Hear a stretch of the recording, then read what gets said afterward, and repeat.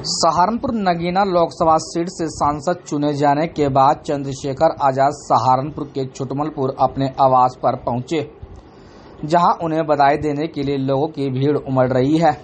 Bhim army के संस्थापक और आजाद समाज पार्टी के नेता चंद्रशेखर आजाद ने कहा कि जनता उनके साथ थी और जनता ने जो विश्वास नगीना में बनाया है, यही विश्वास को मेरे ऊपर और भरोसा करके मेरी कार्यशैली पर, मेरे किरदार पर, और यही गठजोड़ अगर उत्तर प्रदेश में बन जाए, उत्तर प्रदेश में भारतीय जनता पार्टी की जमानतें जब्त हो जाएंगी।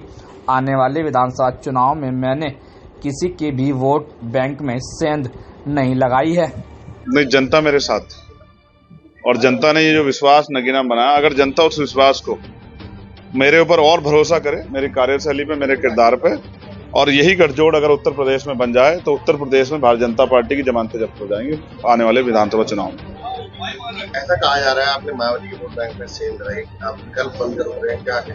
देखिए, मैं फिर आपसे कहूंगा, मैंने किसी के वोट बैंक में सेंध नहीं लगाई। जनता ने मेरे ऊपर भरोसा किया और मैंने ये भरोसा कमाया है संघर्ष करके, और मैं विश्वास दिलाता हूँ ये भरोसा बढ़ेगा, क्योंकि आज के बाद जब भी किसी कमजोर के साथ अन्याय होगा, अब आप विश्वास करो, रात से 20 मामलों में मैं फोन करके अधिकारियों से मदद के लिए जो है संघर्ष कर चुका, और कई मामलों में हम लोग मदद में कामयाब भी हुए।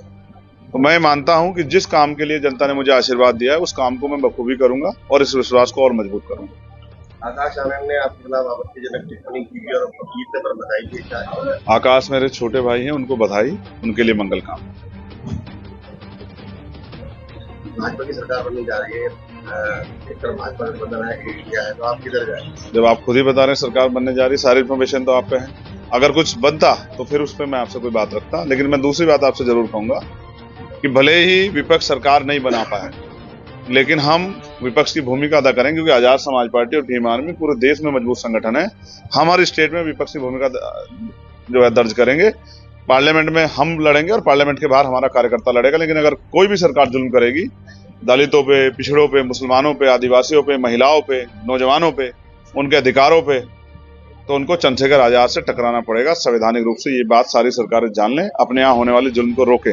नहीं रोक सकती हैं तो फिर चैन ये ना सोचे कि चैन से कुर्सी बैठेंगी। चंद्रशेखर आजाद मैदान में एक एक जुल्म का हिसाब होगा, और जो जुल्म करने वाला होगा वो जेलों की सलाखों के पीछे होगा। ये बात याद रखना। मॉब लिंचिंग होगी, ना किसी गरीब को पीटा जाएगा, ना किसी गरीब की जमीन छीनी जाएगी, और ऐसा करने वाले गुंडे भी सावधान हो जाएं। ये उनकी भलाई के लिए बता रहा हूँ। चुनाव में क्या रणनीति रही और अब जीतने के बाद क्या रणनीति? कोई रणनीति नहीं। चुनाव में जनता ने आशीर्वाद दिया, उनको भरोसा है चंद्रशेखर आजाद के ऊपर। ये भरोसा उत्तर प्रदेश में बनाना है। आपके चैनल के माध्यम से कह रहा हूँ, क्योंकि मीडिया के ऊपर विश्वास दिलाता हूँ। अगर मीडिया के साथ भी कोई अन्याय का, उनकी आवाज भी उठाएंगे। उनकी चाहे इंश्योरेंस का मामला हो, चाहे उनकी सुरक्षा का मामला हो, चाहे पेंशन का मामला हो, मीडिया के साथियों को भी बहुत कुछ सहना पड़ता है।